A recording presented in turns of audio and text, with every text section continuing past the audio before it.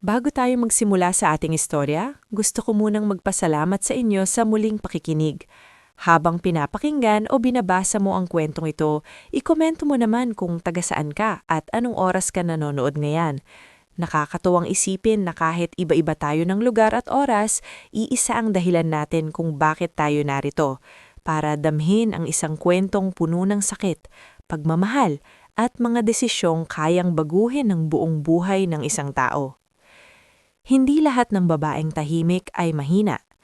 May mga babae lang talagang natutong manahimik dahil maaga silang sinubok ng panahon. May mga taong hindi lumalaban sa salita dahil sanay silang lumaban sa gutom, sa pagod, sa pagkabigo at sa hiya. At isa sa mga babaeng iyon si Elena Marquez. Tubong sa Riyaya, Quezon si Elena. Hindi siya galing sa pamilyang nakasanayan ng mga tao sa Maynila na naka-aircon ng bahay, may nakahandang kotse sa garahe at may pangalan agad sa mga bangko. Lumaki siya sa isang maliit na bahay na may lumang bubong na yero, may bakurang may malumhay at may ina na halos isasandal na ang buong buhay sa dasal para lang maitawid ang bawat araw. Maagang namatay ang kanyang ama dahil sa aksidente sa pier noong 12 anyos pa lang siya.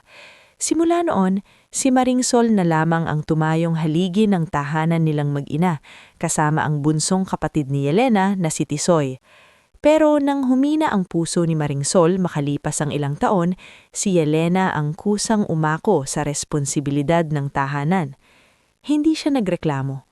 Habang ang ibang kaedad niya noon ay abala sa ligawan, gimmick at mga simpleng pangarap ng kabataan, si Elena ay natutong magtupi ng mga kurtina para sa paupahang event supplier, magbuhat ng centerpieces, magkulay ng tela at maglinis ng venue pagkatapos ng handaan. Hindi siya nagtapos sa mamahaling paaralan pero may likas siyang galing sa pag-ayos. Marunong siyang tumingin sa ordinaryong bulaklak at gawing elegante. Marunong siyang kumuha ng mumurahing tela at gawin iyong parang mamahaling dekorasyon. Yelena, anak, magpahinga ka naman kahit konti. Madalas sabihin ng kanyang ina kapag gabi na at nakikita siyang nakaupo pa sa sahig, may hawak na gunting at sinulid. Ngumingiti lang siya. Ma, konti na lang to. Pag natapos ko tong order, may pang-maintenance na tayo sa susunod na linggo. Si Tisoy naman, na nooy nasa high school pa lamang, ay laging may halong hiya at paghanga kapag pinagmamasdan ng ate niya. Ate, balang araw ako naman ang magtatrabaho, ako naman ang tutulong sa'yo. Pinipisil lamang ni Elena ang pisngi nito. Mag-aral ka ng mabuti, yan ang tulong mo sa akin. Ganun umikot ang buhay niya sa loob ng maraming taon. Probinsya, trabaho, ospital, utang, bayad, at panibagong trabaho ulit. Hanggang dumating ang panahon na may mas malaking oportunidad na kumatok sa kanya. Isang event supplier sa Maynila ang nakapansin sa talento niya sa isang kasal na pinagtulungang ayusin sa Lucena. Hindi perpekto ang setup nila noon. Nagkulang ang ilaw, may nasirang backdrop, at na-late ang host. Pero ang floral styling ni Elena ang siyang pinuri ng lahat. Dahil doon, inalok siyang magtrabaho sa Maynila bilang assistant stylist sa isang events company. Mabigat ang desisyon niyang umalis ng probinsya, pero alam niyang kung mananatili siya roon, habang buhay na silang maghahabol sa gastusin. Ma, baka ito na yung chance natin. Mahinaong niyang sabi isang gabi habang umiinom ng salabat si Maringsol sa balkonera. Tahimik ang matanda bago sumagot. Kung saan ka gagaan ng buhay, anak, doon ka. Ang mahalaga, huwag mong kakalimutan kung sino ka. At hindi niya iyon kalimutan. Sa Maynila, mas sumakit ang likod niya, mas kumapal ang mga kamay niya, at mas lalo niyang nakilala ang klase ng mundo na hinahangaan ng marami, pero madalas ding puno ng pagmamaliit. Doon niya natutunan na may mga ngiting hindi totoo, may papuri na may kapalit, at may mga titig na kayang husgahan ng isang tao bago pa man ito magsalita. Ngunit kahit ganon, doon din siya unti-unting namumukadkad. Naging kaibigan niya si Bembem, isang madaldal ngunit maaasahang co-stylist na taga-Pasig. Kung si Yelena ay tahimik at masinop, si Bembem naman ay palabiro, mabilis gumalaw at walang takot magsabi ng totoo. Girl, sinasabi ko sa'yo, Minsan sabi ni Bembem habang sabay silang nagtatali ng satin ribbon para sa isang corporate launch, ang problema sa mga mayayaman, akala nila lahat nadadaan siya apelido.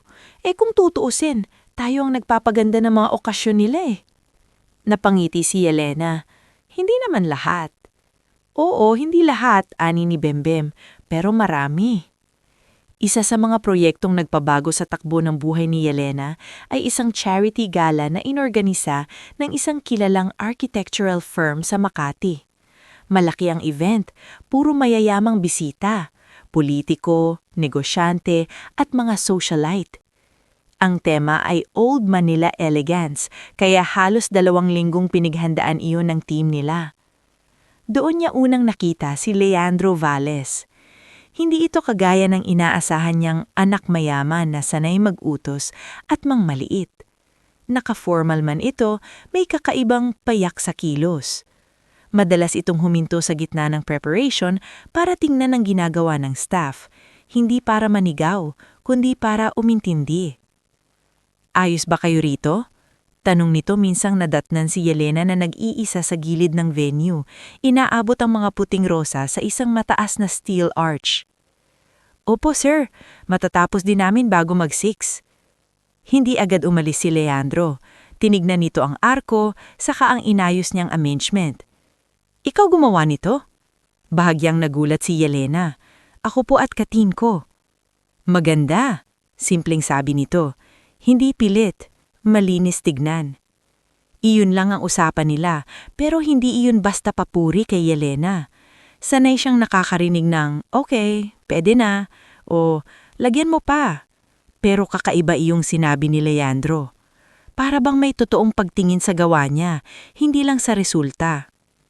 Makalipas ang ilang oras, muli silang nagtagpo ng mahulog ang isang kahon ng glass candle holders sa backstage. Napatakbo si Yelena at halos sabay silang yumuko ni Leandro para pulutin ang mga hindi nabasag. Pasensya na, sabi ni Yelena, hindi ko nakita na malapit pala sa edge. Hindi mo kasalanan, mali ang pwesto ng pagkakalagay. Inabot ni Leandro ang isang holder sa kanya. Nakat ka. Tinignan ni Yelena ang daliri niyang may malipis na hiwa. Ayos lang po to. Pero si Leandro mismo ang kumuha ng first aid kit sa staff station. Hindi iyon malaking bagay para sa iba, pero kay Yelena, bihira ang taong may katungkulan na titingin sa isang babaeng staff na parang tao rin, hindi lang parte ng dekorasyon sa paligid. Hindi mo kailangan tawagin akong sir kapag tayo lang, sabi ni Leandro habang nilalagyan ng antiseptic ang hiwa sa daliri niya. Napatingin si Yelena. Nakasanayan ko na po. Leandro na lang. Hindi niya alam kung bakit, pero sa simpleng sandaling iyon ay tila may bumukas na pinto sa mundong matagal nang sarado sa kanya. Hindi naging mabilis ang pagkakalapit nila. Sa katunayan, ilang buwan din bago muling nag-cross ang landas nila. Pero dahil ang firm ni Leandro ay madalas kumuha ng events team na pinapasukan ni Yelena para sa mga launching, turnover at donor nights, hindi maiiwasang magkita sila ng paulit-ulit. Unti-unti napansin ni Leandro ang ugali ni Yelena na hindi nagpapaimportante, laging maaga at hindi pumapalya kahit pagod. Napansin din niya kung paano nito kausapin ang mga utility staff ng may paggalang, kung paanong inuuna nito ang team kaysa sa sarili, at kung paanong manahimik ito kapag pinapagalitan nang wala namang kasalanan. Samantala, si Yelena na may unti-unting natutong kumalma sa presensya ni Leandro. Hindi siya naniwala agad sa kabaitan nito. Sanay siyang may kapalit ang magagandang salita. Ngunit sa pagdaan ng panahon, nakita niyang pareho ang tono nito sa waiter, sa engineer, sa janitor at sa may-ari ng venue. Isang gabi, matapos ang isang hotel event sa Taguig, nadatnan siya ni Leandro na nakaupo sa gilid ng service hallway. Tahimik na kausap ang kanyang ina sa telepono. Oo ma, nakabili na ako ng gamot. Bukas ko ipapadala. Kumusta ang pakiramdam mo? Mahinang sabi niya. Hindi niya agad napansin na may nakatayo palang ilang hakbang ang layo. Pagkababa ng tawag ay saka pa lang siya nakalingon. Ay, ikaw pala. Pasensya na. Hindi ko sinasadyang marinig. Napangiti si Yelena ng pilit. Okay lang. Sakitin ang nanay mo? Minsan, Minsan hindi. Sandali siyang natahimik bago niya itinama ang sarili. Minsan hindi. Basta iniingatan namin. Tahimik na tumabi si Leandro. Hindi sobrang lapit, sapat lang para iparamdam na nakikinig siya. Ikaw ang nagpapadala? Oo. At nag-aaral pa kapatid mo? Oo rin. Leandro looked at her for a moment, then smiled faintly. Ang tapang mo. Napailing si Elena. Wala naman pong choice.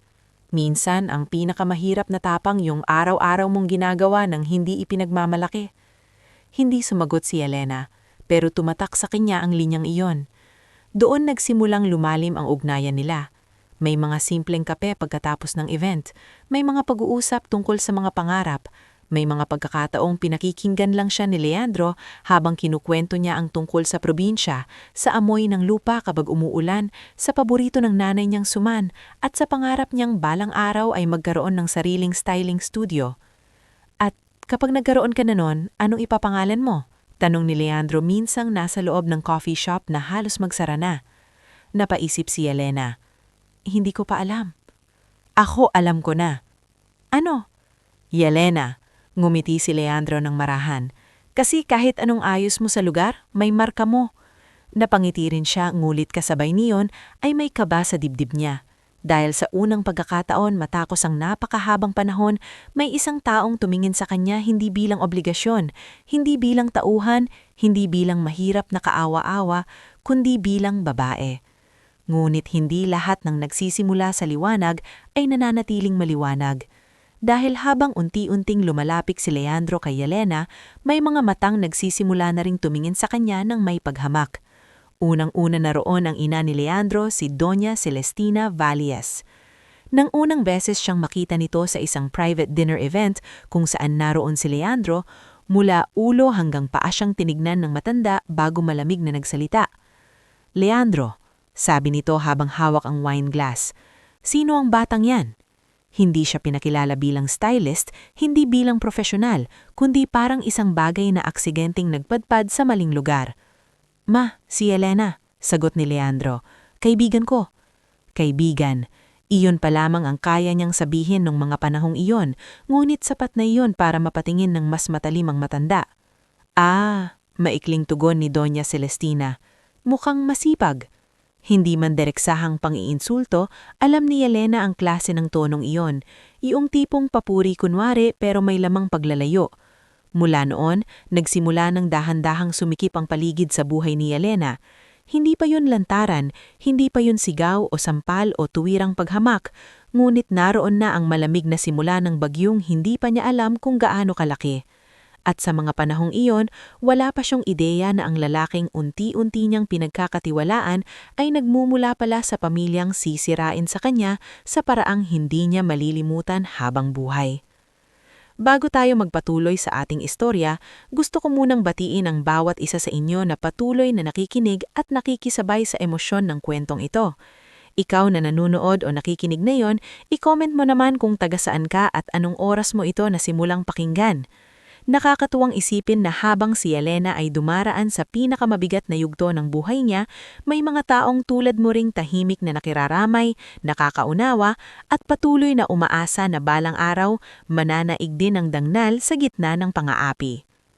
Mula sa gabing malamig siyang tinignan ni Doña Celestina Valles sa isang private dinner event, nagsimula ng mabago ang ritmo ng relasyon ni Elena at Leandro. Hindi naman biglang naging lantad ang pagtutulong ng pamilya Valles.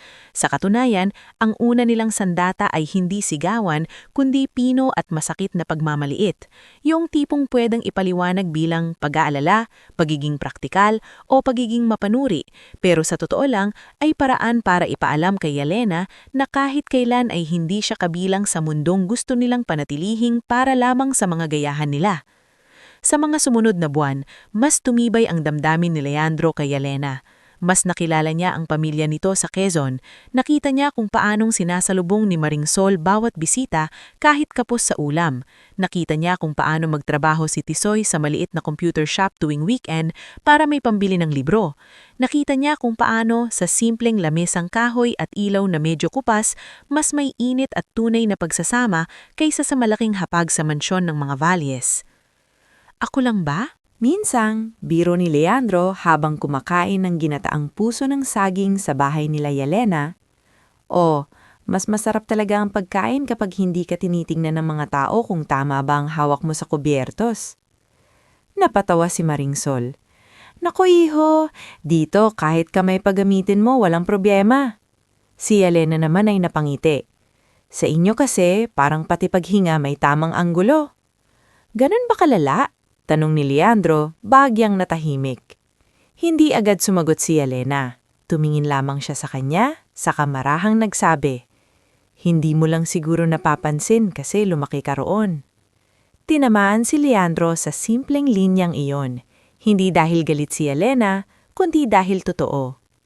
Subalit, sa kabila ng lahat, naniwala si Yelena na kung talagang mahal siya ni Leandro, malalampasan din nila ang pagtutul ng pamilya nito. Hindi niya hiningi na piliin agad siya. Hindi niya rin ipinilit na talikuran nito ang pinagmulan. Ang gusto niya lamang ay palinindigan. Yung alam niyang kahit ayaw ng iba sa kanya, hindi siya itatabi, ikakahiya o gagawing pansamantalang sikreto. At sa loob ng ilang buwan, parang iyon nga ang ipinapakita ni Leandro. Ipinakilala siya nito sa ilang kaibigang malalapit, kabilang sina Attorney Oren Tadyar na legal advisor ng mga Valles, ngunit matagal nang nakapansin sa pagmamalabis ni Don Faustino, at si Dr. Helio Mancera, college friend ni Leandro na madalas magsabi ng totoo kahit hindi ka nais-nais pakinggan. "Leandro," minsang sabi ni Dr. Helio habang nasa rooftop bar silang tatlo, "kung seryoso ka sa babaeng yan, kailangan mong maintindihan na hindi sapat ang mabait ka. Kailangan mong matutong tumayo." "Tumayo saan?" tanong ni Leandro. "Sa harap ng pamilya mo, kasi kung hindi, dudurugin nila siya." Tahimik si Leandro noon, at si Yelena na nakatanaw sa ilaw ng syudad ay tila may kung anong lamig na dumaan sa dibdib. Sapagkat kahit biro o payo man iyon, daman niyang may katotohanan. Samantala, lalo namang naging mapakialam si Doña Celestina. Isang beses ay ipinatawag pa niya si Leandro sa mansyon at halos 2 oras hindi makausap ni Yelena. Nang magkita sila kinabukasan, halatang pagod ang binata. "Anong sabi ng mama mo?" tanong niya habang magkatabi silang naglalakad sa labas ng isang events warehouse sa Pasay. Nagpakawala ng malalim na buntong hininga si Leandro. "Ganun pa rin, hindi raw siya kumbinsido." "Kumbinsido saan?" tanong ni Yelena kahit alam na niya ang sagot. "Na magiging madali para sa atin, na magkaiba raw ang mundo natin." Huminto si Yelena sa paglalakad. "At ikaw, anong sabi mo?" Tumingin sa kanya si Leandro. "Sabi ko, mahal kita." "Hindi ko tinanong kung mahal mo ako." Marahang malit diretso niyang sagot. "Ang tanong ko, anong sabi mo sa sinabi nilang magkaiba ang mundo natin?" Natahimik si Leandro. Iyon ang unang gabing umuwi si Yelena na mabigat ang pakiramdam, hindi dahil nag-away sila, kundi dahil unti-unti niyang nakikita ang bagay na ayaw niyang aminin, na may kabutihan si Leandro pero baka hindi iyon sapat kapag dumating na ang oras ng tunay na banggaan. Gayunman, nagpatuloy ang relasyon nila, hindi dahil bulag si Yelena, kundi dahil umaasa pa rin siyang darating ang tamang sandali kung kailan pipiliin siyang ipaglaban ng buo. At dumating na ang tila pinakahihintay niyang pangako. Isang gabi sa Quezon Memorial Circle, matapos ang tahimik na hapunan at mahabang usapan tungkol sa mga susunod nilang plano sa buhay, inilabas ni Leandro ang maliit na kahon sa bulsa ng Amerikana niya. "Yelena," mahinam nitong sabi, "hindi perpekto ang sitwasyon, hindi perpekto ang pamilya ko, hindi rin perpekto ang buhay ko, pero malinaw sa akin ang isang bagay, ikaw ang gusto kong makasama." Namula ang mga mata ni Yelena. "Sigurado ka?" "Tinatakot man ako ng lahat sa paligid ko, sigurado ako sa'yo." At doon niya tinanggap ang singsing. Nang malaman niyo ni Maringsol, napaiyak siya ng tuwa. Si Tisoy ay halos mabitawan ng cellphone sa sobrang saya. Si Bembem naman ay napatalon pa habang nagsisketch ng posibleng motif. Hoy! Sigaw nito sa maliit nilang studio habang yakap-yakap si Yelena. Ikakasal ka na! Pero tandaan mo, kapag may umarte sa side nila, ako ang unang mananampal. Napatawa si Yelena. Bembem, please lang. Hindi, seryoso ako. Ang babait-bait mo, baka abusuhin ka. Ang nakakabigat, tila tama si Bembem. Dahil matapos ang engagement, saka tuluyang naging mas lantad ang paghamak ng pamilya Valles. Sa engagement dinner sa mansyon nila sa Alabang, pinaupo si Maring Sol at Tisoy sa pinakadulong bahagi ng mahabang mesa. Hindi man iyong tahasang sinabi, malinaw na hindi sila itinuturing na kapantay ng mga bisitang negosyante, politiko at elite family friends na naroon. Si Maris Llorente, hipag ni Leandro at asawa ng kuya nitong si Bernan Valles, ay ngumiti pa habang tinititigan ng suot ni Yelena. Simple lang ang taste mo, no? Sabi nito habang umiikot ang tingin sa bestidang suot ng dalaga. Refreshing din paminsan-minsan ang humble. Naroon din si Corzen Ibarra, isang socialite friend ni Maris na kilala sa malisyosang biro. Actually, bagay siya kay Leandro. Natatawang sabi nito. Trending na yun, di ba? Yung rich boy, poor girl. Narinig iyon ni Tisoy at halos tumayo sa galit, pero pinigilan ni Yelena sa ilalim ng mesa. Maupo ka, bulong niya. Ate, iniinsulto ka na. Alam ko. Nakita ni Leandro ang nangyayari, ngunit gaya ng dati, napagod lamang ang mukha nito. Hindi siya nagsalita agad, hindi niya pinutol ang mga biro. Nang sa wakas ay umimik siya, mahinahon lang niyang sinabing, "Let's just enjoy dinner." At para kay Yelena, parang iyon na naman ang paulit-ulit na sagot ng isang lalaking mahal siya, pero takot na takot sa gulo. Pagkatapos noon ay dumami ang maliliit, ngunit mapapait na eksena. Minsan minapili si Yelena ng wedding gown sa isang designer showroom na pag-aari ni Doña Celestina, pero tuwing may gusto siyang simple at elegante, sinasabihan siyang, masyadong plain. Kapag may pinili naman siyang medyo detalyado, sasabihan siyang, mukhang trying hard. Sa huli, kahit ang consultant na si Virel Montojo ay napansin ang pangingibabaw ng biyenan. Miss Yelena, mahina nitong sabi habang inaayos ang laylayan ng gown. Ikaw ang bride. Dapat ikaw ang masaya. Ngumiti lamang si Yelena. Sana ganun kadali. Sa isang meeting naman para sa reception, pinahiya siya ni Don Faustino sa harap ng event coordinator. Dapat malinaw, ang apelyedong Valles ay hindi basta-basta idinidikit kahit kanino. Nanigas ang coordinator. Si Bembem na kasama ni Yelena noon para tumulong sa styling ideas ay napapikit sa inis. Pagkalabas nila ng venue, hindi na napigilan ni Bembem ang sarili. Ano bang problema ng mga yon? Para kang hindi taong pakakasalan ng anak nila. Para kang aplikante sa kumpanya. Tahimik lamang si Yelena habang hawak ang folder ng wedding plans. Maya-maya'y nagsalita rin siya. Ang mas masakit, Bembem, hindi na ako nagugulat. Dumating pa sa puntong kinutya ni Maris ang handang pasalubong ni Yelena para sa pamilya Valles, mga artisanal native delicacy at hinabing table runners mula sa kanilang probinsya. Ay, ang cute niyan! Ani ni Maris habang hawak ang isa sa mga runner. Parang bagay sa farm resort. Naroon din si Doña Celestina at marahang sumimsim ng tsaa. Itago na lang natin, hindi ito babagay sa formal dining. Narinig yun ni Maring Sol na noon ay pilit na nungumiti upang hindi makadagdag sa gulo. Nang makauwi sila, napansin ni Yelena na tahimik ang ina. Ma, okay ka lang? Okay lang ako, anak, sagot nito, pero nangingilid ang luha. Nasaktan lang siguro ako kasi gusto ko lang naman sana na may ibigay tayong may pagmamahal. Yumakap si Yelena sa ina. Hindi natin problema kung hindi nila alam pahalagahan. Sa kabila ng lahat ito, itinuloy pa rin ang paghahanda sa kasal. Hindi dahil natakot si Yelena na mapahiya kung uurong siya, kundi dahil umaasa siya na sa mismong paglapit ng araw, makikita rin ni Leandro kung gaano kalala ang ginagawa ng pamilya niya at doon ito tuluyang lalakas. Minsang gabi, ilang linggo bago ang kasal, kinausap niya si Leandro sa loob ng kotse habang nakahinto sila sa labas ng apartment na inuuwian niya sa Mandaluyong.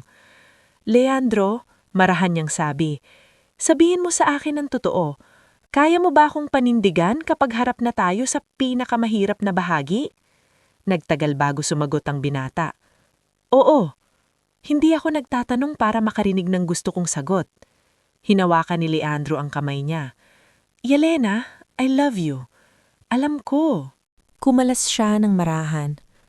Pero tandaan mo, may mga araw na hindi sapat ang I love you kung ang mundo mo mismo ang dudurog sa akin. Wala nang nasabi si Leandro. Dumating ang linggo ng kasal. Dumami ang bisita, gumanda ang simbahan, at lalong naging abala ang lahat. Pero kasabay niyon ay lalo ring lumamig ang pakikitungo ni na Doña Celestina at Maris kay Elena. May mga usapan sa sulok na humihinto kapag dumarating siya. May mga titig na parabang may lihim silang pinagkakasunduan. Maging si Rufino, ang matandang driver ng pamilya Valles, ay tila gustong may sabihin, ngunit hindi makabuo ng lakas ng loob. Rufino, may problema ba? Minsang tanong ni Elena nang ihatid siya nito mula sa fitting. Napatingin ito sa rearview mirror, saka muling ibinalik ang tingin sa kalsada. Wala po, Ma'am Elena. Huwag mo na akong imam. Bahagya itong mumiti, ngunit halatang balisa. Ingat lang po kayo. Yun lang. At sa umaga ng kasal, habang ang araw ay dahan-dahang sumisilip sa makasaysayang mga pader ng simbahan sa Intramuros, naroon si Yelena sa bridal room, suot ang puting bestida, hawak ang rosaryong bigay ng kanyang ina, at pinipilit patahimikin ang tibok ng dibdib niya. Ang ganda mo, anak, mangiyak-ngiyak na sabi ni Maring Sol. Talaga ate, dagdag ni Tisol na mayon ay nakabarong na, unang beses lang maisuot sa ganitong okasyon. Kung hindi lang kita kapatid, iiyak na rin siguro ako. Napangiti si Yelena. Si Bembem naman ay abalang nag-aayos ng belo niya. Makinig ka sa akin, bulong nito. Kapag may kakaiba akong naaamoy sa side nila, sasabihin ko sa'yo agad. Ano ba yung kakaibang naaamoy? Napatawang tanong ni Yelena. Basta, madalas akong tama. At sa mga sandaling iyon, hindi pa alam ni Yelena na tama nga ang kutob ng kaibigan niya. Sapagkat habang siya ay tahimik na nagdarasal sa bridal room, sa kabilang bahagi ng simbahan ay may isang planong unti-unti nang isinasalansan. Isang kalupitang ibabalot sa salitang tradisyon, kababaang loob at pagsubok upang ang pang-aapi ay magmukhang normal at ang kahihiyan ay magmukhang bahagi ng seremonya. At sa loob lamang ng ilang oras, matitikman ni Yelena ang pinakamasakit na pagyurak sa pagkatao niya. Sa mismong araw na dapat sanay, simula ng isang marangal na buhay may asawa. Bago tayo magpatuloy sa ating istorya, maraming salamat sa patuloy mong pakikinig at pagsabay sa bawat bigat at bawat tagumpay ng kwentong ito.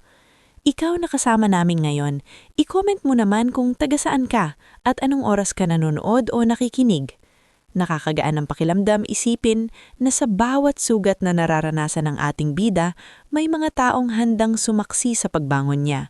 Dahil minsan, ang pinakamagandang bahagi ng kwento ay hindi yung oras na tayo ay nasaktan, kundi yung panahon na pinili nating bumangon kahit wala nang naniniwala na kaya pa natin.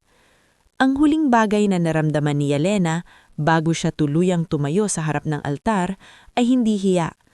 Galit iyon. Hindi yung galit na maingay, hindi yung galit na naninira ng gamit o sumisigaw sa loob ng simbahan, kundi yung galit na malamig at malinaw, ang uring kayang pumatay ng lahat ng natitirang ilusyon sa isang kisap mata. Habang nakatayo siya noon sa gitna ng simbahan, may gasgas ang mga palad, may punit ang laylayan ng bestida at nanginginig ang tuhod dahil sa sapitang pagpapagapang sa kanya sa malamig na sahig, isang bagay ang tuluyang naglaho sa puso niya. Ang pag-asang magiging pamilya niya ang mga Valles. At ang mas masakit, hindi man sila ang direktang sumugat sa laman niya, si Leandro naman ang sumugat sa natitira pang tiwala niya. Nakatayo si Leandro noon sa may dulo ng altar, maputla, litong-lito, pero walang lakas na pigilan ng mga magulang niya.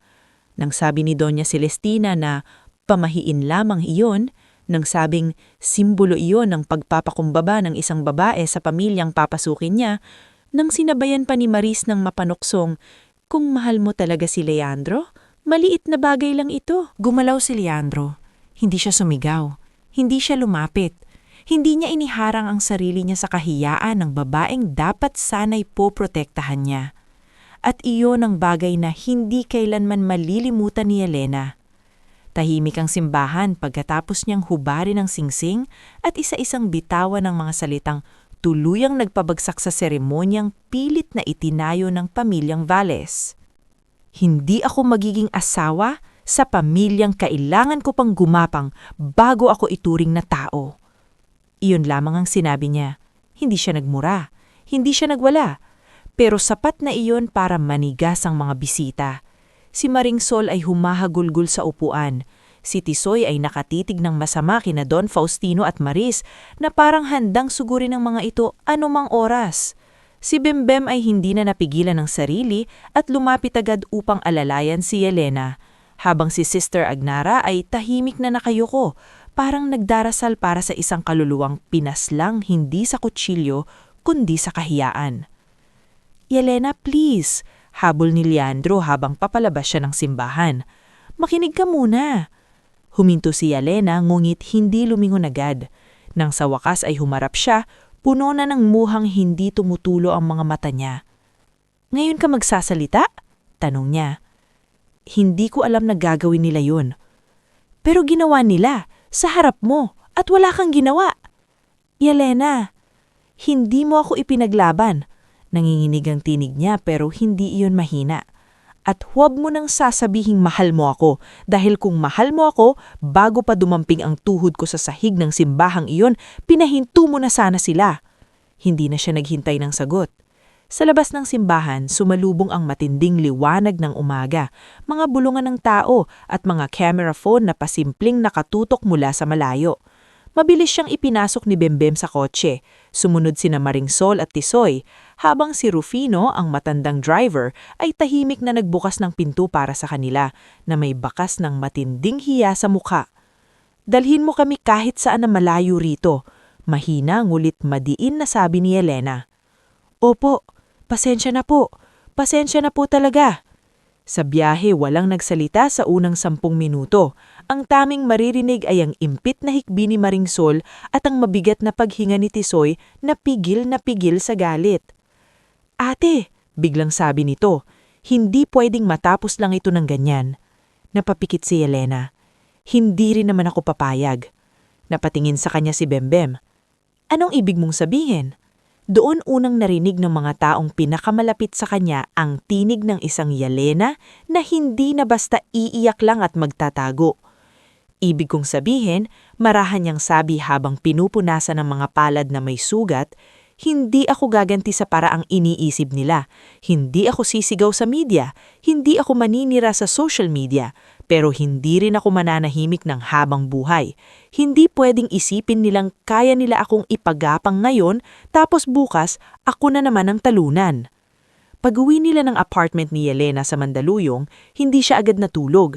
Kahit pinipilit siya ni Maringsol na magpahinga, kahit sinasabi ni Bembem na bukas na lang nila isipin ang lahat, nanatili siyang gising hanggang madaling araw. Nasa lamesa pa rin ang ilang wedding folders, seating plan drafts at swatches ng tela na pinagpuyatan niya noon para sana sa pinakamahalagang araw ng buhay niya. Isa-isa niya iyong tinabi. Parang sa bawat folder na sinasara niya, isa-isa rin niyang inililibing ang bersyon ng sarili niyang naniwalang sapat na ang pagmamahal para lampasan ang lahat. Kinabukasan, saka sumabog ang eskandalo. Kumalat sa social media ang ilang video ng nangyari sa simbahan. Hindi man linaw ng lahat, sapat ang kuha para makita si Elena na nakaluhod sa aisle, mapilit na gumapang habang may mga taong nakatitig at saka ang sandaling tumayo siya at iniwan ang seremonya. May ilang nagpost na Brizizila raw siya. May iba namang sinabing may kakaibang ritual daw na hindi naintindihan ng publiko, pero mas marami ang naawa at nagalit. Hindi nagtagal, nagsimulang lumabas ang opinyon ng iba't ibang tao. May mga vloggers na ginawang paksa ang insidente, may mga column writer na tumuligsa sa class humiliation disguised as tradition. At may mga lumang kakilala ng pamilya Valles na tahimik na napailing dahil alam nilang kayang gawin ng pamilyang iyon ang ganoong klaseng kalupitan. Ilang beses tumawag si Leandro. Ilang beses ding nag-text.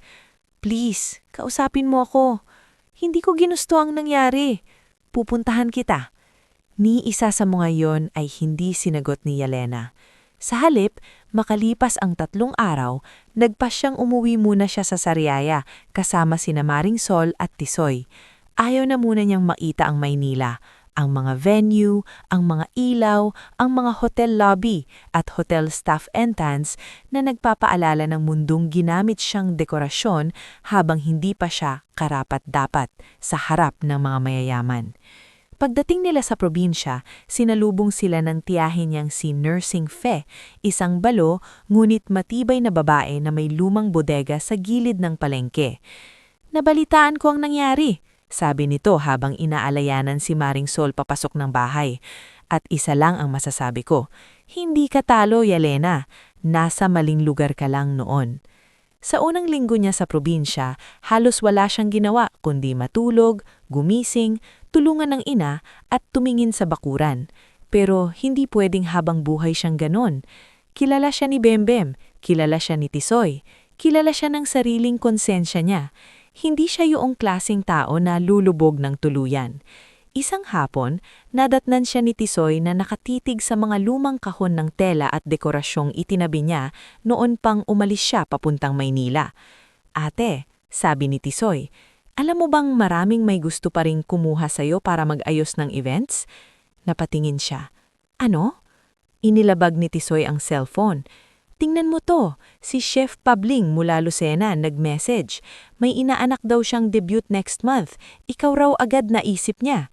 Tapos si Bembem, sabi may 2 pang nagtatanong kung tumatanggap ka ng intimate wedding styling. Hindi ako handa. Hindi ka magiging handa kung palagi mong hihintayin na mawala lahat ng sakit. Natigilan si Yelena. Hindi niya inasahang sa bunso niyang kapatid manggagaling ang ganumong klase ng linya. Kinagabihan, dumating si Bembem mula Maynila, bit-bit ng kung ano-anong pasalubong, chismis at ideya. Aba, hindi pwedeng puro iyak ka na lang dito, bungad nito habang inilalapag ang bag sa mesa. May balita ako. Una, sira ang image ng mga Valyas ngayon. Pangalawa, marami ang galit sa kanila. Pangatlo, may brand ka na kahit hindi mo pa alam.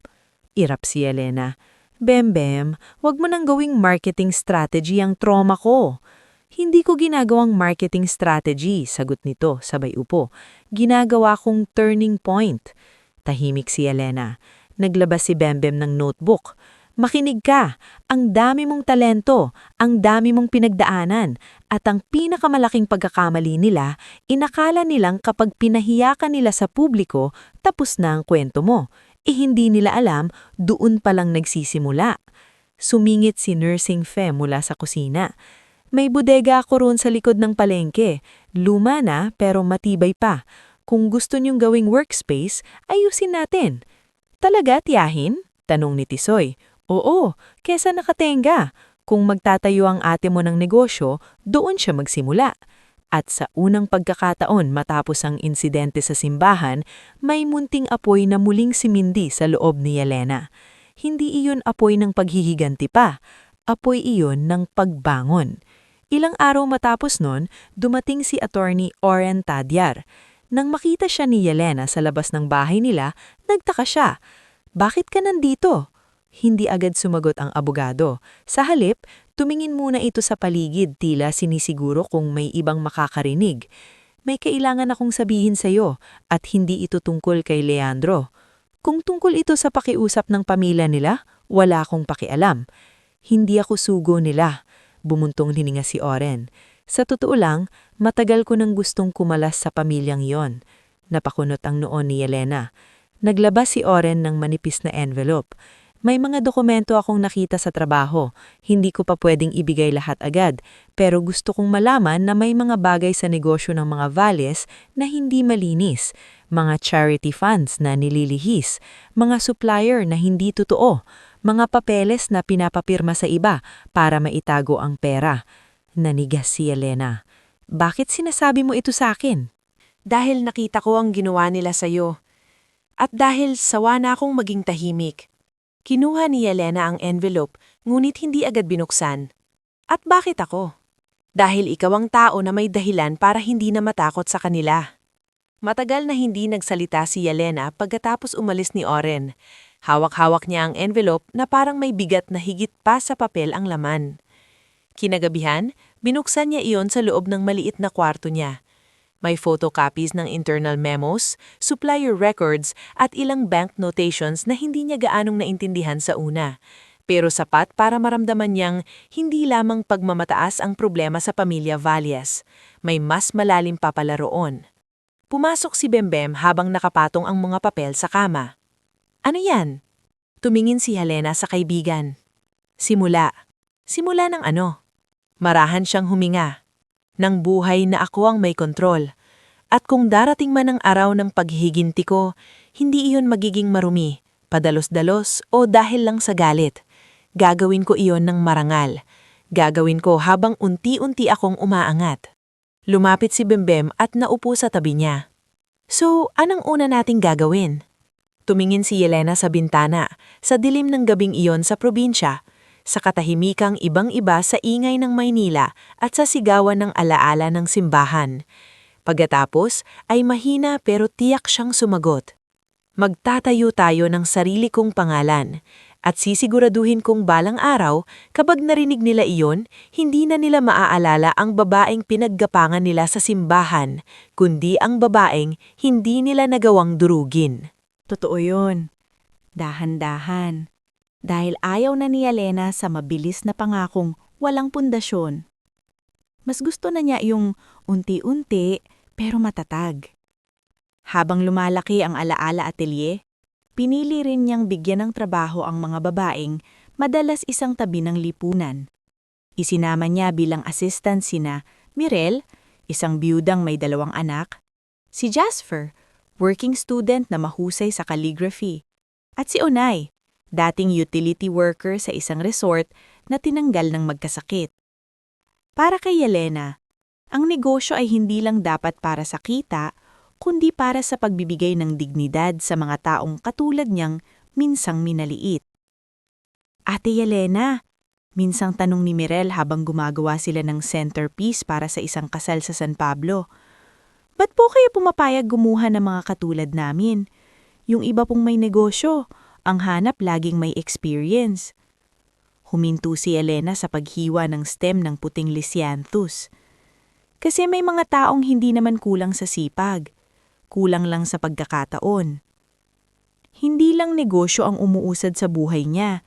Maging ang mga dokumentong ibinigay ni Attorney Oren ay unti-unti na rin niyang nauunawaan. May mga pagkakataong bumabalik ang abogado sa Sariaya, dala ang panibagong impormasyon. Hindi sila madalas magkita sa iisang lugar.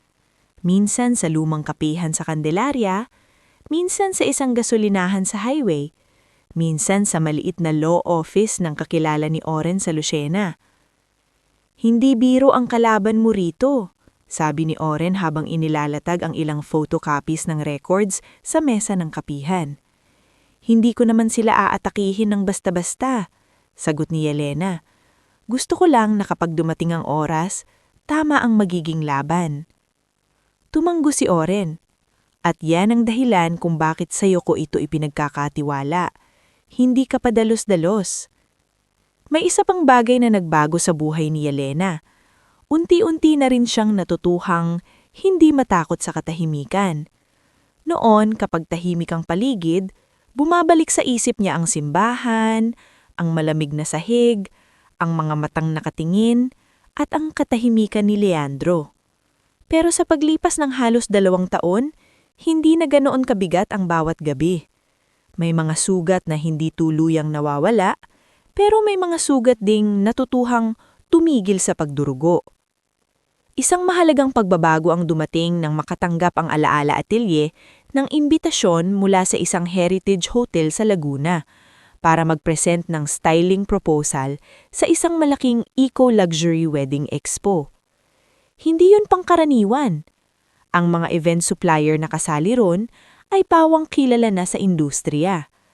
Nang una ay akala pa nga ni Yelena, mali ang email. Ate, totoo to! Sigaw ni Tisoy matapos i-double check ang contact details. Hindi scam! Anong sabi ko sa'yo? Brand ka na! Siningit ni Bembem. Natawa si Yelena pero halatang kinakabahan.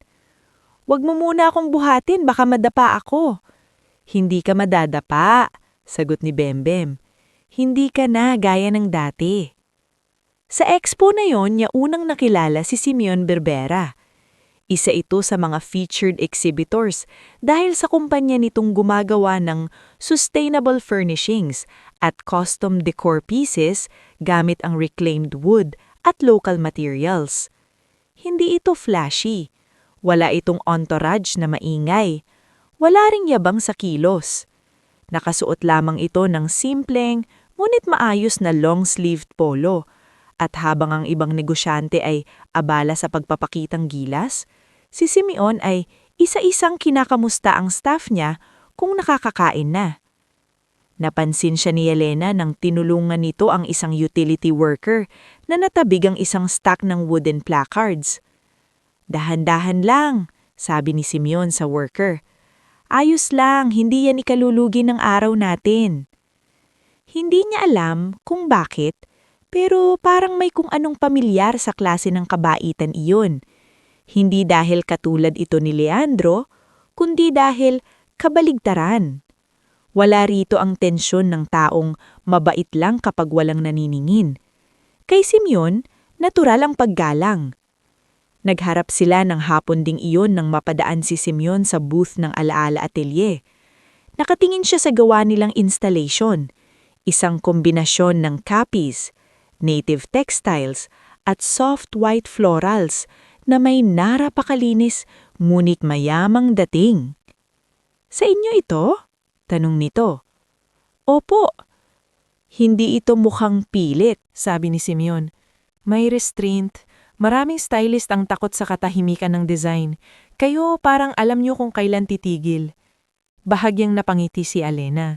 Hindi niya maipaliwanag pero tumama sa kanya ang papuring iyon dahil totoo ring iyon ang prinsipyo niya hindi lang sa design kundi sa buhay. Salamat, sabi niya. Mas gusto ko kasi yung hindi sumisigaw pero naaalala pa rin. Napangiti si Simeon.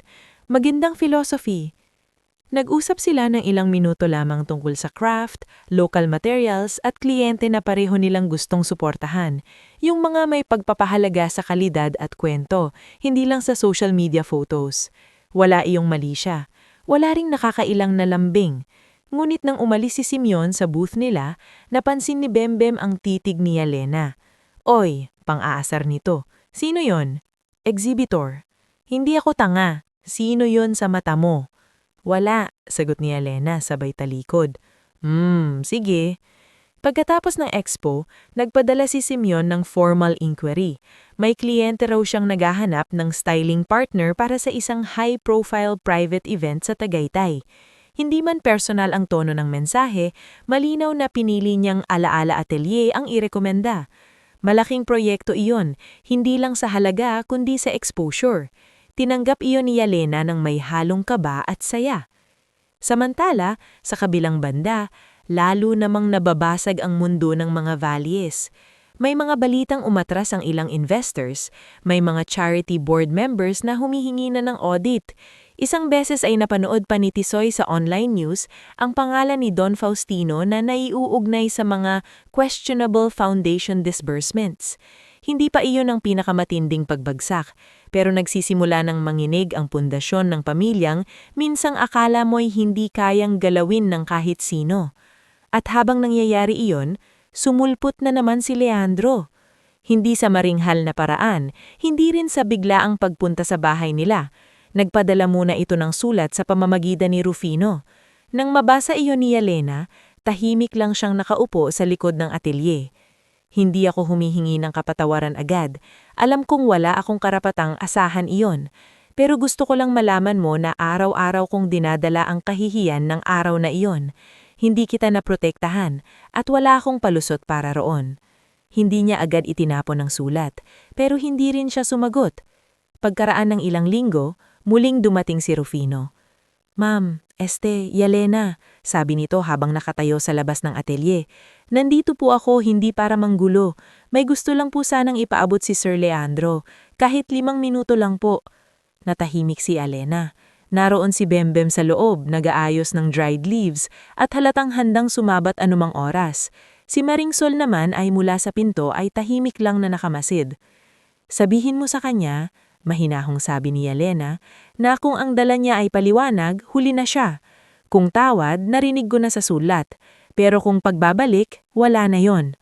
Bumaba ang tingin ni Rufino. Opo.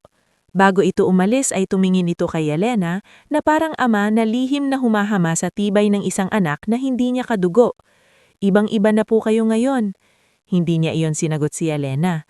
Ngulit nang makaalis si Rufino, saka lamang siya huminga ng malalim. Ibang-iba na nga ba? Siguro. Dahil kung dati ang inihisip niya ay kung paano matatanggap ng mga tao ang pagiging bahagi niya sa kanilang mundo, ay ngayon ay wala na siyang pakialam kung tanggap siya roon. Ang mahalaga na ngayon sa kanya ay ang mga mundong kaya niyang buuin para sa sarili niya at sa mga taong tunay na may malasakit. Lumipas pa ang ilang buwan at lumago lalo ang Alaala Atelier. Nakakuha sila ng mas malalaking kliyente. Nakilala sila hindi lang sa Quezon, kundi sa Laguna at Batangas. Si Tisoy ay nakapasok na sa kursong Hospitality Management at tumutulong pa rin sa bookkeeping ng atelier. Si Maringsol ay mas malakas na, mas masigla na, at paminsan-minsan ay nauupo sa harap ng shop para kausapin ang mga kliyente. At sa panahong iyon, isang kakaibang imbitasyon ang dumating kay Yelena. Mula iyon kay Hukom Licasa Benavides, isang kilalang babae sa legal and civic circles na naghahanap ng styling director para sa kanyang renewal of vows sa parehong simbahan sa Intramuros kung saan minsang winasak ang dangal ni Yelena. Pagkabasa ni Bembem ng email, napaawang ang bibig nito. Hindi pwede! Grabe! Doon talaga? Tahimik si Yelena, para siyang binuhusan ng malamig na tubig. Ate, mahinang sabi ni Tisoy, kaya mo ba? Wala agad siyang naisagot. Sa isip niya ay bumalik ang sahig ng simbahan, ang punit niyang laylayan, ang boses ni Doña Celestina at ang mga matang nakatutok habang gumagapang siya roon na parang wala siyang sariling dangal. Ngunit ilang sandali pa, marahan niyang inilapag ang email printout sa mesa. Tatanggapin natin. Nagulat si Bembem. Sigurado ka? Tumanggo si Yelena. Hindi ko hahayaang manatiling sa kahihiyaan lang nakatali ang lugar na yon sa alaala ko. Kung babalik man ako doon, babalik ako ng nakatayo. At sa sandaling iyon, hindi pa man siya bumabalik sa simbahan, may isa ng bagay na malinaw. Ang nakaraan ay hindi na niya kayang baguhin, pero kaya na niyang baguhin ang ibig sabihin nito sa buhay niya. Bago tayo magpatuloy sa pinakahuling bahagi ng ating istorya, nais ko munang magpasalamat sa iyo na umabot hanggang dulo ng kwentong ito. Ikaw na nakikinig o nanonood ngayon, ikomento mo naman kung taga saan ka at anong oras mo ito natunghayan. Napakasarap isipin na may mga taong handang sumabay hindi lang sa sakit ng isang bida, kundi lalo na sa kanyang pagbangon. Dahil sa totoo lang, maraming tao ang nakikiusyoso kapag may bumabagsak, pero kakaunti lang ang totoong natutuwa kapag may tuluyan ng tumatayo. Ang pagtanggap ni Yelena sa proyekto sa lumang simbahan sa Intramuros ay hindi basta desisyon sa negosyo. Isa iyong pakikipagharap sa sariling sugat. Nang araw na bumiyahe sila ni Bembem, Tisoy at ng ilan sa kanilang team para sa unang ocular inspection, tahimik si Yelena sa loob ng van. Nasa kandangan niya ang makapal na folder ng design plans para sa renewal of vows ni Hukom Licasa Benavides at ng asawa nitong si Alfonso Benavides, isang retiradong history professor. Sa papel, malinaw ang lahat, mga sukat, motif, floral palette, entrance arrangement, aisle styling, candle placements. Pero sa dibdib niya, may bahagi pa ring kumakabog ng hindi dahil sa kaba sa trabaho, kundi dahil sa alaala. Ate, mahinang tawag ni Tisoy mula sa katapat niyang upuan. Pwede pa tayong umatras kung gusto mo. Umiling si Yelena. Hindi, pinili ko to. Pero hindi ibig sabihin nun hindi ka pwedeng kabahan, sabi ni Bembem habang abala sa pag-check ng inventory list sa tablet. Tao ka pa rin. Napangiti ng bahagya si Yelena. Alam ko. Pagdating nila sa simbahan, saglit siyang sindi makababa. Naroon pa rin ang lumang pinto, ang batong hagdan, ang mataas na kisame, ang maomong liwanag na pumapasok sa makukulay na bintana. Pareho pa rin ang amoy ng kandila, lumang kahoy at katahimikang tila may sariling bigat. At sa isang mabilis, ngulit matalim na sulyap ng alaala, bumalik sa kanya ang puting bestida na may punit sa laylayan, ang gaspang ng sahig at ang tunog ng boses ni Doña Celestina na pinagmukhang ritual ang pinakamalupit na pangiinsulto. Huminga siya ng malalim. Pagbukas ng pinto ng van, lumapit agad si Simeon Vergara na nauna nang dumating roon para ihatid ang ilang sample ng custom wood arch frames na gagamitin sa event. Nakasimpleng long-sleeved polo ito, may hawak na kape sa isang kamay at rolled blueprint sa kabila. Akala ko mauuna ako sa'yo, sabi nito ng marahan. Traffic sa Rocas, sagot ni Yelena. Tinitigan siya ni Simeon, tila naramdaman agad ang bigat sa loob niya. Gusto mo bang ako muna ang maglakad sa unahan? Napatingin si Yelena. Hindi yun malaking bagay para sa iba, pero para kay Yelena, napakalalim ng tanong na iyon. Hindi yun malaking bagay, wala yung yabang na ako ang sasalo. Isa lang yung paalala na may taong marunong makiramdam at hindi naghihintay na sabihin mo pang direkta kung kailan ka nahihirapan. Hindi, mahinang sagot ni Yelena. Ako mismo ang papasok. At ginawa nga niya. Nang pumasok siya sa simbahan, hindi na siya ang Yelenang pinilit lumuhod para tanggapin ng ibang tao. Siya na ngayon ang babaeng bit-bit sa sariling pangalan, sariling negosyo, at sariling mga taong umaalalay sa kanya, hindi para kawaan siya, kundi dahil naniniwala sila sa kanya. Bawat hakbang niya sa gitna ng aisle ay mabigat pero matatag. Hindi siya tumingin sa sahig, diretso ang tingin niya sa altar. Naroon si Hukom Licasa Benavides, isang elegante ngunit mainit makitungo na babae na nasa huling bahagi na ng 50 taon, kasama ang asawang si Alfonso na tahimik ngunit magiliw.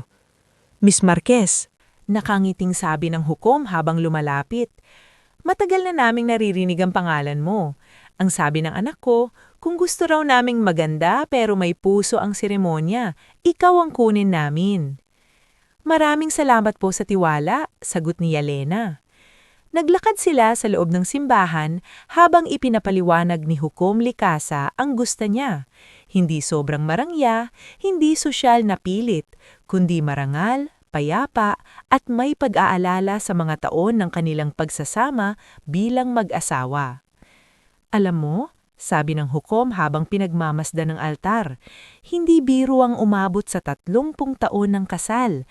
Hindi araw-araw ay pagmamahalan, minsan pagpili, minsan pag-unawa, minsan tahimik na pagsalo sa isa't isa. Natahimik si Yelena sa linyang iyon. May asawa ka na ba, Miss Marquez? Biglang tanong ni Alfonso na may ngiti. Bago pa siya makasagot, sumingit si Bembe mula sa likod. Wala pa po, pero marami na pong natututunan. Napatawa ang mag-asawa. Si Yelena naman ay napangiti na rin. At sa gitna ng simpleng usapang iyon, parang may kung anong bahagyang gumaan sa dibdib niya. Sapagkat sa unang pagkakataon, ang lugar na minsang sumaksi sa pagbagsak niya ay unti-unti nang napupuno ng panibagong kahulugan. Sa mga sumunod na linggo, naging tuloy-tuloy ang paghahanda para sa renewal of vows. Kasabay nito, lalo ring sumigla ang Alaala Atelier. May bago silang studio building sa gilid ng highway sa Sariaya. Mas malaki, mas maliwanag, at may hiwalay ng design room, storage floor, at training area para sa mga bagong apprentice. Sa tulong ni Tisoy, naging maayos ang kanilang accounting at operations. Si Mirel ang naging lead coordinator para sa clients. Si Jasper naman ay siya nang humahawak sa branding at written materials. Maging si Onay ay naging mahusay na floral prep supervisor. Isang hapon, habang tinagmamasdan ni Yelena ang bagong signboard ng studio, linapitan siya ni Maringsol na may dalang 2 tasa ng salabat. Ang bilis ng panahon na, sabi ng ina habang inaabot sa kanya ang isang tasa. Parang kailan lang, umaalis ka papuntang Maynila na may dalang maliit na bag at sandamakmak na pangamba. At ngayon, tanong ni Yelena, ngayon may mga tao nang umaasa sa'yo, pero higit doon, nakikita kong hindi ka na basta nakalalagkad ng takot. Ngumiti si Yelena at sumandig sa poste ng veranda. Minsan natatakot pa rin ako, ma. Wala namang masama ron. Ang mahalaga, hindi ka na nagpapadala. Habang umaangat ang buhay ni Yelena, tuluyan namang gumuguho ang mundo ng mga Valyes. Isang umaga, nag-viral ang balita tungkol sa formal investigation laban sa ilang foundations na hawak ni Don Faustino. Ilang linggo na ring usap-usap ang tungkol sa ghost suppliers, diverted charity funds, at mga questionabling disbursements. Pero nang may lumabas ng dokumentong sumusuporta sa mga hinala, hindi na iyong simpleng chismis lamang. Nasa online news, business columns, at maging sa primetime talk shows ang pangalan ng pamilya. May mga video pa ng ilang investors na umiwas magbigay ng pahayag ng tinanong tungkol sa samahan nila sa mga Valyes. Hindi nagdiwang si Yelena nang makita ang balita. Tahimik lang siyang nakaupo sa opisina nang ipinakita iyon ni Tisoy sa kanya. Ate, sabi nito, lumalabas na lahat. Tinignan niya ang screen, saka ibinalik sa kapatid ang tingin. Dapat lang. Hindi yun yabang. Hindi rin yun kasiyahan sa hirap ng iba. Para kay Yelena, iyon ay simpleng pagdating ng araw na hindi na natabunan ng pera at apelyido ang katotohanan. Ilang linggo matapos noon, muling dumating si Rufino sa studio. Mas mahina na ang matanda ngayon, mas baku-baku ang balat sa mukha, at mas mababa ang balikat waring bit-bit ang kahihiyan ng mga taong pinagsilbihan niyang matagal. Yelena, sabi nito habang nakatayo sa receiving area, pwede ba kitang makausap sandali? Pinasok niya ito sa maliit na lounge. Si Bembe may nasa kabilang kwarto lang, pero hindi na sumabat. Ano po yun, Mang Rufino? Napabuntong hininga ang matanda. Nasa ospital si Doña Celestina. Hindi nagsalita si Yelena. Hindi naman po sinasabing maawa ka agad. Wala akong karapatan doon. Pero gusto ka raw niyang makausap. Napatingin siya sa bintana. Sa labas ay may 2 trainee na abala sa pag-aayos ng dried pampas grass. Tahimik ang buong studio maliban sa mahinang ungong ng aircon at tunog ng stapler sa malayo. Bakit? Tanong niya. Ewan ko po, sagot ni Rufino. Simula nang lumabas ang mga kaso at umatras ang ilang kaibigan nila, parang bumagsak ang lahat kay Donya. Nawala po yung dating tikas niya. Si Don Faustino naman, galit pa rin sa buong mundo. Si Sir Bernan, nagtatago. Si Ma'am Maris, umalis na papuntang Singapore. Tapos si Sir Leandro, napahinto siya. Ano kay Leandro? Wala na po siyang halos hawak sa kumpanya. Umalis na siya roon. Nag-iisa na lang din po halos. May kung anong lumukso sa dibdib ni Yelena, kundit hindi na iyon ang dating sakit. Isa na lang iyong mahinang kurot ng alaala. Hindi ako pupunta para sa kanila. Mahinahong niyang sabi. Tumanggo si Rufino. Naiintindihan ko po. Nang akmang aayos na ang matanda, saka muling nagsalita si Yelena. Pero magpapadala ako ng bulaklak. Nagulat si Rufino. Talaga po? Oo, hindi para sabihing okay na ang lahat, kundi para sabihing wala na akong galit na gustong dalhin habang buhay. Napaluha ang matanda. Mabuti po kayong tao. Pagkaalis nito, nadatnan siya ni Simeon na tahimik sa opisina. May dala itong folder ng wood finish samples para sa susunod nilang proyekto. Pero nang makita ang ekspresyon ni Yelena, ay hindi muna ito nagsalita. May nangyari? Tanong nito kalaunan. Wala, sagot ni Yelena, pero halatang may iniisip. Tahimik na umupo si Simeon sa tapat niya. May mga wala na mabigat pakinggan. Napangiti siya ng konti. Minsan iniisip ko, bakit kailangan ko pang maging maayos sa mga taong hindi naging maayos sa akin? Dahil hindi mo kailangang maging katulad nila para lang mapatunayan na nanalo ka. Natigilan si Elena. Iyon ang isa sa mga dahilan kung bakit unti-unti niyang natututunang pagkatiwalaan si Simeon. Hindi ito marunong sa malalaking drama. Hindi rin ito magaling sa mga linyang pangpelikula. Pero kapag nagsalita ito, laging may timbang. Sa mga sumunod na buwan, naging mas malinaw ang ugnayan nila.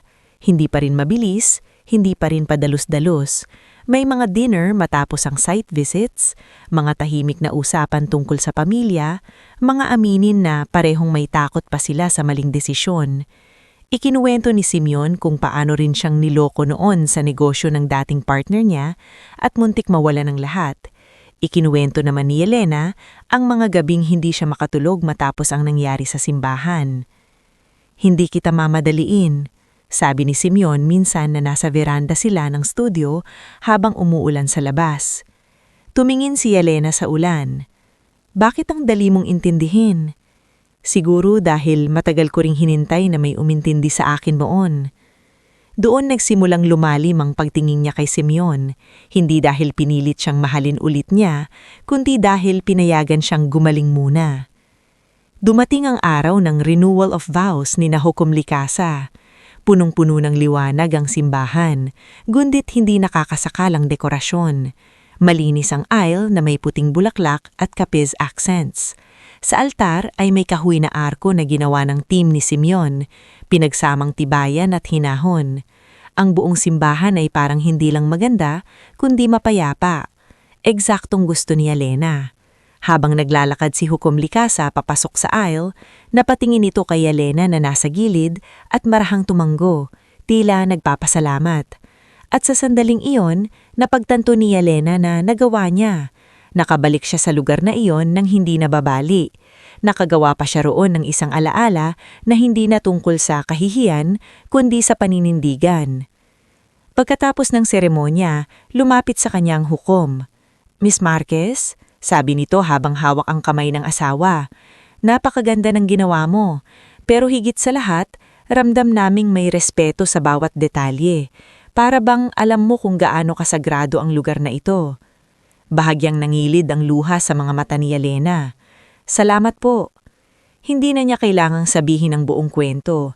Sapat nang alam niyang may isang sugat na hindi na muling dudugo sa bawat alaala. Ilang linggo matapos nun, dumating ang isa pang mahalagang yugto. Inanyayahan si Elena na magsalita sa isang Women's Entrepreneurship Forum sa Quezon. Doon, sa harap ng mga maliliit na negosyante, working students, single mothers at local leaders, ikinuwente niya ang kahalagahan ng dangal sa trabaho at ng pagbangon ng hindi kinakalimutang maging tao. May mga pagkakataon, iisipin ng iba, tapos ka na. Sabi niya sa entablado, na kapag napahiya ka, wala ka ng karapatang mangarap ng malaki. Pero hindi totoo iyon. Minsan, doon pa nagsisimula ang tunay mong buhay. Sa araw na huminto ka sa paghingi ng pahintulot sa iba para pahalagahan ang sarili mo. Malakas ang palakpakan. At sa araw ding iyon, lumapit si Simeon matapos ang programa, dala ang isang maliit na kahon. Ano to? Tanong ni Elena. Buksan mo. Pagkabukas niya, nakita niya ang isang simpleng singsing. Hindi marangya, hindi malaki ang bato, ngunit napakapino ng pagkakagawa. May maliit na detalyeng kahoy sa loob ng band na ginawa mismo mula sa reclaimed nara. Simbolo raw ng bagay na nasaktan, ginamit o tinapon noon pero muling binigyan ng bagong anyo at halaga. Napaluha siya. Hindi ito proposal na para takpan ang nakaraan mo, sabi ni Simeon. At hindi rin ito dahil gusto kitang iligtas. Alam kong kaya mo ang sarili mo. Gusto lang kitang tanungin kung papayagan ka bang samahan kita sa natitirang paglalakbay. Hindi agad nakasagot si Elena. Tinignan niya ang singsing, saka si Simeon. Saka ang inang nakangiti sa di kalayuan. Si Tisoy na halos hindi mapakali sa pananabik. At si Bembem na umiiling na para bang gusto ng sumigaw. Oo, mahina mulit buong-buong niyang sagot. Makalipas ang ilang buwan, ginanap ang kasal ni Elena at Simeon sa Sariakay. Hindi sa malaking hotel, Hindi sa engrandeng simbahan sa lungsod, kundi sa isang payak ngunit napakagandang kapilya sa probinsya. Napapalibutan ng mga taong totoong nagmamahal sa kanila. Sina Maringsol, Tisoy, Bembem, Narsingfe, Mirel, Jasper, Onay, Chef Pabling, Attorney Oren, at maging si Hukom Likasa at Alfonso na dumalo bilang mga espesyal na bisita. Walang nang insulto, walang nagpakumbabang kunwari mabait pero may lason sa dila. Walang hamak na binalot sa salitang tradisyon. Nang maglakad si Alena papunta sa altar, taas noo siya. Hindi nanginginig sa takot, kundi sa damdaming alam niyang ang araw na ito ay hindi utang sa kahit kanino. Ito ay bunga ng lahat ng pagtitimpi, pagluha, pagbangon at tamang pagpili. Pagkatapos ng kasal, habang abala ang lahat sa simpleng ngunit masayang handaan sa pakuran ng bagong training center na ipinagawa ni Elena, lumapit sa kanya si Maringsol. "Anak," sabi nito, habang hinahawakan ng kamay niya. "Tanda mo ba noon nung sinabi kong huwag mong kakalimutan kung sino ka?" Tumanggo si Elena. Napangiti ang matanda, may luha sa mga mata. "Hindi mo nga nakalimutan. Sa dami ng nangyari sa'yo, hindi ka naging mapait na tao. Lalo ka pang gumanda bilang tao." Makalipas ng 1 taon, tuluyan ng naitatag ni Elena ang Dangal sa Trabaho Foundation, isang maliit ngunit lumalaking programa na nagbibigay ng skills training at seed support sa mga babaeng iniwan, minaliit o nawalan ng hanap buhay. Ang unang training center nito ay ipinangalan niya sa ina niya, Sol Marquez Center for Creative Livelihood. Sa araw ng pagbubukas nito, nakatayo si Elena sa harap ng gusali habang pinagmamasdan ang mga kabataang babae at ang mga inang may bitbit na pagod, ngulit may bagong pag-asa sa mga mata. Sa likod niya ay si Simeon. Sa gilid ay si Tisoy, na ngayoy isa ng profesional. Sa upuan sa unahan ay si Maringsol, na mahina man ang katawan, ngunit buo ang ngiti.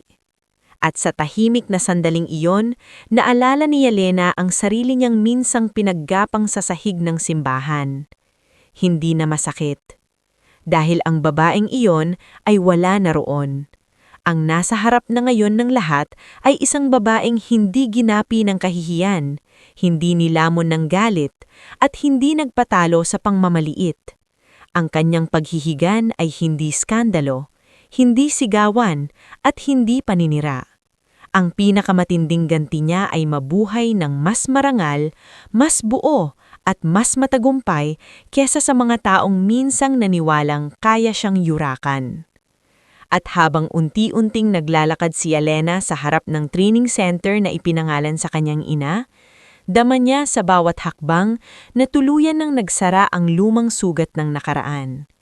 Hindi dahil nakalimot siya, kundi dahil sa wakas, wala na itong kapangyarihan sa kanya.